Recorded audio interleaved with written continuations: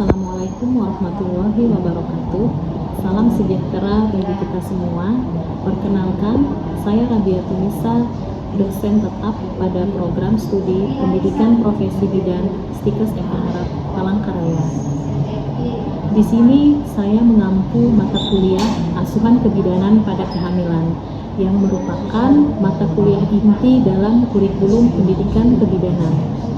Mata kuliah Asuhan Kebidanan pada Kehamilan membekali mahasiswa dengan kemampuan untuk memberikan asuhan kebidanan yang holistik dan berkesinambungan pada ibu hamil dengan mempertimbangkan aspek biologis, psikologis, sosial, kultural, dan spiritual.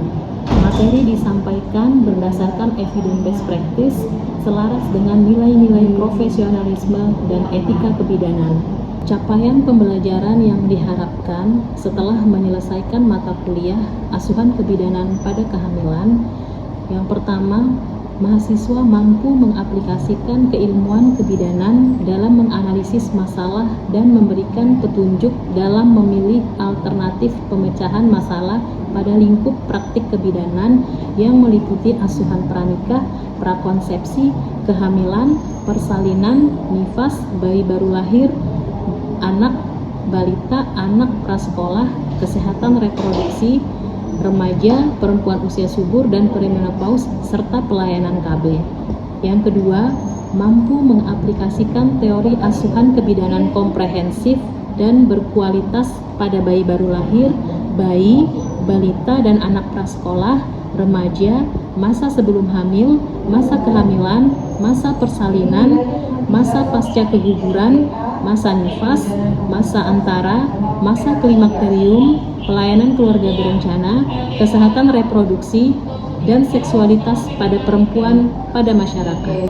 Metode pembelajaran pada mata kuliah Asuhan Kebidanan Kehamilan meliputi ceramah interaktif, diskusi kelompok, simulasi dan role play, praktikum di laboratorium, case-based learning, dan problem-based learning. Demikian penjelasan yang bisa saya sampaikan terkait mata kuliah Asuhan Kebidanan Kehamilan. Selanjutnya, saya akan menampilkan bagaimana proses belajar mengajar di kelas. Selamat pagi semuanya. Pagi Ibu. Apa kabar kalian hari ini? Baik. Oh ya, syukurlah kalau semuanya dalam kondisi yang sehat dan baik semua ya. Nah, bertemu lagi dengan saya pada pertemuan yang kelima pada mata kuliah Asuhan Kebidanan Kehamilan. Oke, pada pertemuan sebelumnya kita juga sudah membahas terkait deteksi dini komplikasi pada kehamilan. Apakah ada yang masih mengingat apa sih deteksi dini komplikasi pada kehamilan itu? Oh ya, baik. Bisa disebutkan namanya? Kenalkan, nama saya Fiona. Materi kita sebelumnya yaitu deteksi dini adalah upaya untuk menentukan atau menemukan masalah kesehatan pada ibu hamil agar segera dilakukan penanganan yang tepat untuk mencegah dampak buruk pada ibu dan janin. Lalu komplikasi pada kehamilan seperti hipermesis, gravidarum, lalu kehamilan ektopik, ada juga oligohydramnion dan perdarahan antepartum. Jadi benar sekali ya yang sudah dijelaskan oleh teman kalian Fiona bahwa deteksi dini komplikasi pada kehamilan itu merupakan upaya untuk menemukan masalah atau resiko selama kehamilan, baik itu pada trimester 1, trimester 2, dan juga trimester 3 kehamilan, sehingga penanganan dapat segera dilakukan untuk mencegah terjadinya komplikasi selama kehamilan atau dampak buruk yang akan terjadi selama kehamilan. Jadi kalian sebagai bidan nantinya itu penting untuk melakukan deteksi dini komplikasi pada masa kehamilan. Kemudian kita lanjut. Nah, kalau pada pertemuan sebelumnya itu kita sudah membahas komplikasi apa saja sih yang ada pada kehamilan. Tadi sudah dijelaskan sama teman kalian ya. bahwa ada hiperemesis gravidarum, kemudian ada perdarahan antepartum, ada kehamilan ektopik, dan lain sebagainya. Kemudian pada pertemuan kita hari ini, kita lebih berfokus pada komplikasi kehamilan yang terjadi pada trimester 1, trimester 2, dan juga trimester 3, yaitu anemia. Ya. Sebelumnya kalian sudah pernah mendengar belum apa itu yang dimaksud dengan anemia? Saya rasa anemia ini sangat familiar ya, bukan hal yang baru untuk kalian ketahui. Bisa bantu saya untuk menjelaskan apa sih yang dimaksud dengan anemia itu? Ya, silakan, bisa disebutkan namanya. Perkenalkan, nama saya Rita Asmi. Saya akan menjawab pengertian dari anemia. Anemia adalah kondisi ibu hamil di mana kadar gula hemoglobinnya kurang dari 11 gram per desiliter. Baik, benar sekali ya. Bisa beri aplaus dulu pada teman kalian. Jadi anemia atau anemia pada kehamilan merupakan suatu kondisi ibu hamil dengan nilai kadar HB atau hemoglobinnya itu kurang dari 11 gram per desiliter. Kemudian, kenapa sih penting untuk mendeteksi dini terjadinya anemia? Yaitu agar tidak terjadi komplikasi atau untuk mencegah terjadinya komplikasi yang terjadi selama kehamilan, baik itu pada trimester pertama, trimester kedua, dan juga pada trimester ketiga. Karena dampak dari anemia ini akan sangat serius nantinya apabila tidak terdeteksi secara lebih dini, di mana nantinya akan terjadi komplikasi selama kehamilan, persalinan, dan juga pada masa nifas. Salah satu komplikasi yang bisa terjadi apabila ibu selama kehamilan itu mengalami anemia yaitu persalinan dengan prematur. Jadi nanti dia saat persalinan akan melahirkan bayi prematur, akan melahir sebelum waktunya lahir, bayinya lahir itu ibunya sudah melahirkan duluan atau kurang bulan ya. Kemudian berat badan janinnya juga rendah, berat badan lahir rendah, dan adanya gangguan perkembangan janin serta akan meningkatkan angka kematian ibu atau angka mortalitas ibu dan juga janin ya. Kemudian ada yang bisa membantu saya, apa saja sih gejala anemia? Karena anemia ini sangat umum terjadi di masyarakat, bukan hanya pada ibu hamil. Saya rasa kalian sudah mengetahui apa itu gejala dari anemia. Ada yang bisa membantu menjawab? Ya, silakan. Bisa disebutkan namanya. Baik, saya Retiana. Di sini saya akan menjawab apa saja gejala anemia. Yang pasti akan dirasakannya itu letih, sering ngantuk, pusing, lemah, sering merasakan sakit kepala, kulit dan kuku pucat. Baik, terima kasih. Bagus sekali ya jawaban dari teman kalian. Mari kita lihat. Nah, jadi untuk gejala klinis yang akan muncul selama kehamilan jika yaitu ibu hamil akan merasa mudah kelelahan, kemudian akan merasa letih, lesu, dan wajah ibu hamil akan terlihat lebih pucat dari biasanya. Kemudian apabila kalian menemukan gejala klinis yang sudah saya sebutkan tadi, yang terdiri dari lemah, letih, lesu, dan juga wajah pucat, maka kalian perlu melakukan yang namanya screening. Screening itu terdiri dari pemeriksaan HB, kemudian harus mengetahui gejala klinisnya, dan juga melakukan identifikasi faktor risiko.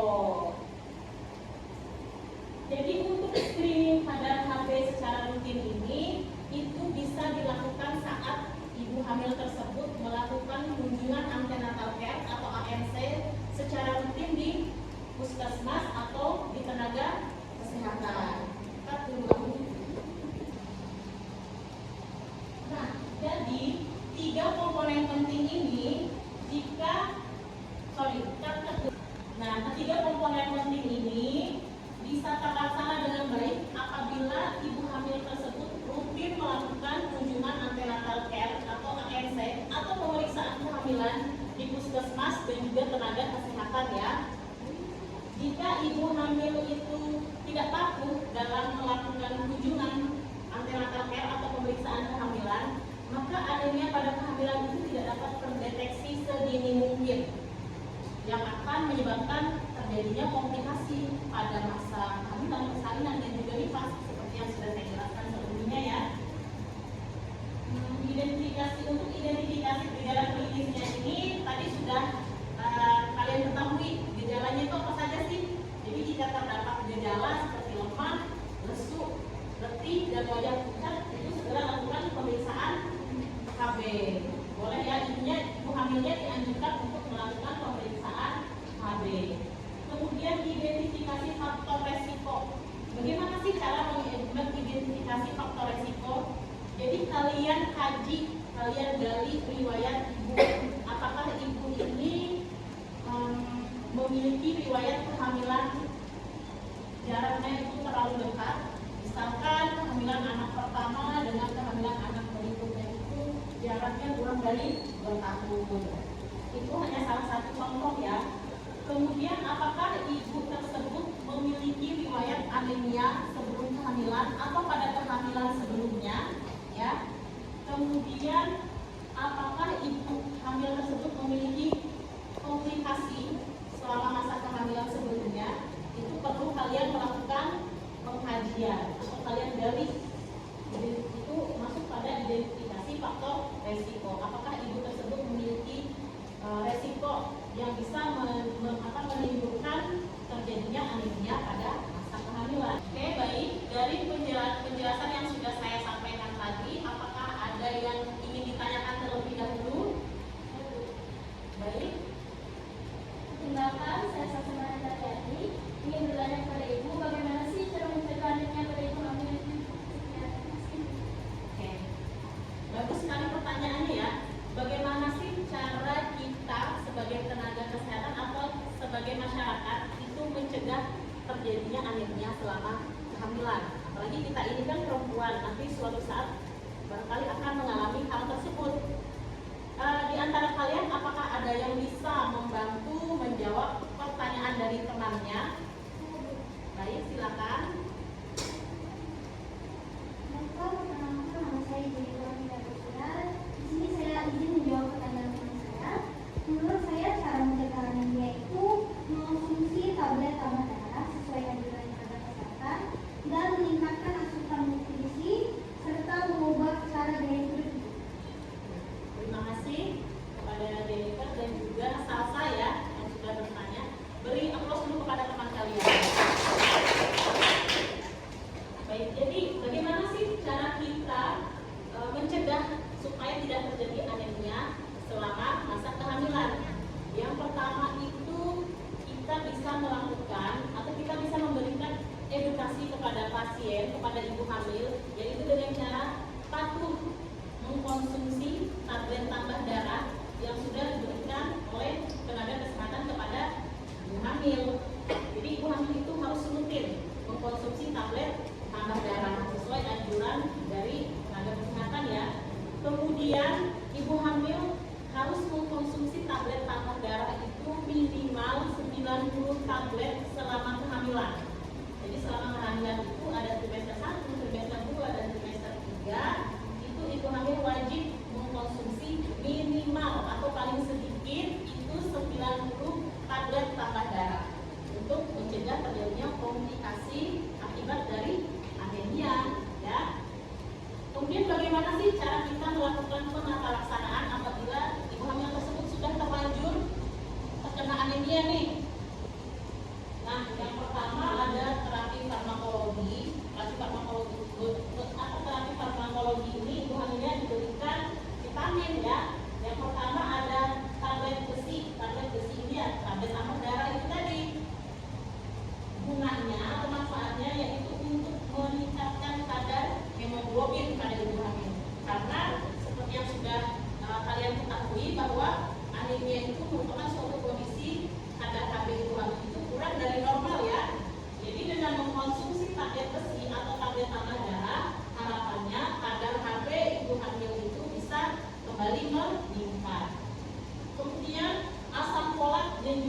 vitamin B12 ini penting dikonsumsi ibu hamil bersamaan dengan tablet tambah darah.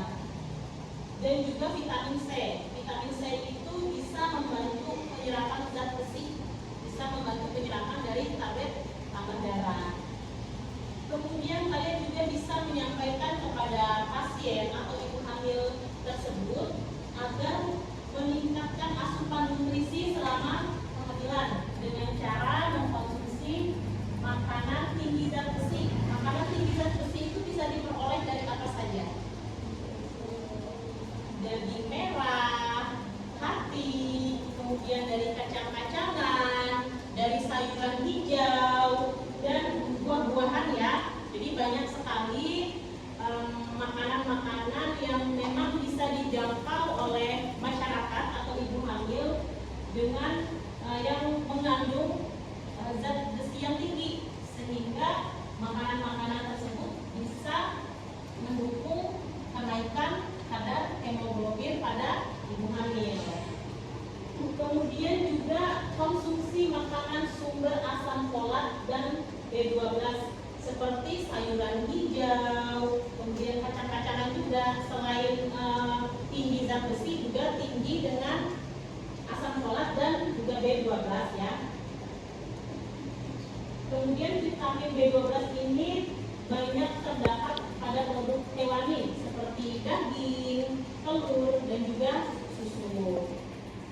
Dan yang paling penting itu selama kehamilan hindari konsumsi teh dan kopi, karena teh dan kopi ini bisa mengganggu penyerapan zat besi pada ibu hamil, sehingga jika ibu terlalu sering mengkonsumsi teh atau kopi itu akan kemungkinan terjadinya anemia itu cukup tinggi pada ibu hamil ya.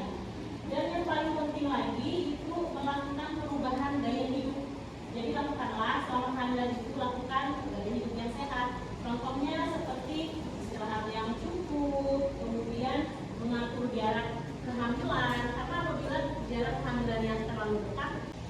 Nah, poin yang paling penting lagi yang bisa kalian sampaikan kepada ibu hamil yaitu melakukan perubahan gaya hidup, atau ibu hamil dianjurkan untuk melakukan gaya hidup yang sehat.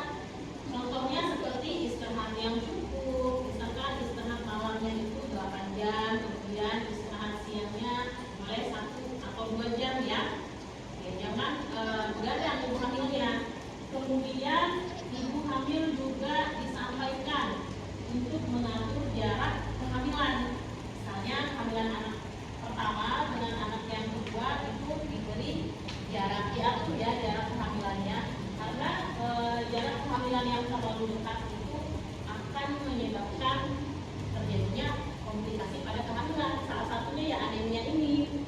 Kemudian melakukan pemeriksaan kehamilan secara rutin. Jadi patuh dalam melakukan pemeriksaan antenatal care atau pemeriksaan kehamilan secara rutin itu akan bisa mendeteksi secara dini apakah ada komplikasi yang terjadi pada kehamilan. Salah satunya anemia ini. Jika ibu hamil terdeteksi anemia secara dini, maka untuk penataraksanaannya bisa segera dilakukan atau diberikan, sehingga komplikasi lainnya itu bisa teratasi, bisa dihindari.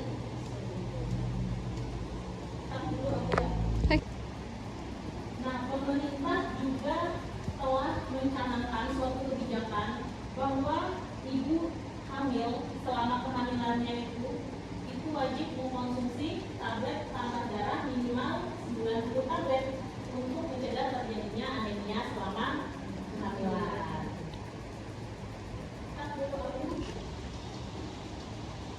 Sampai di sini apakah ada yang mau ditanyakan kembali? Sudah cukup jelas? Jelas. Jika sudah cukup jelas, sebelum kita tutup pertemuan kita pada hari ini, apakah ada yang bisa menyimpulkan secara keseluruhan materi yang sudah saya sampaikan? Baik. Perkenalkan, nama saya Ira Putri. Saya akan menyimpulkan materi yang disampaikan. Jadi, anemia dalam kehamilan adalah suatu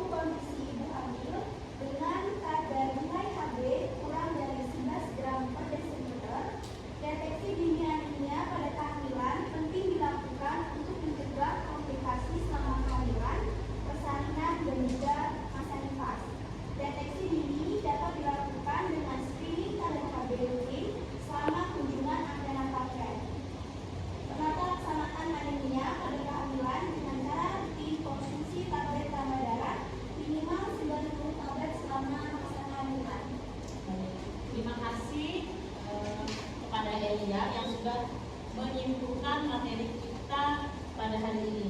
Beri aplaus dulu untuk kita semua. Baik, jika tidak ada pertanyaan lagi, maka kita tutup pertemuan kita. Tapi sebelum ditutup, saya akan memberikan kalian tugas ya. Jadi tugasnya itu nanti kalian akan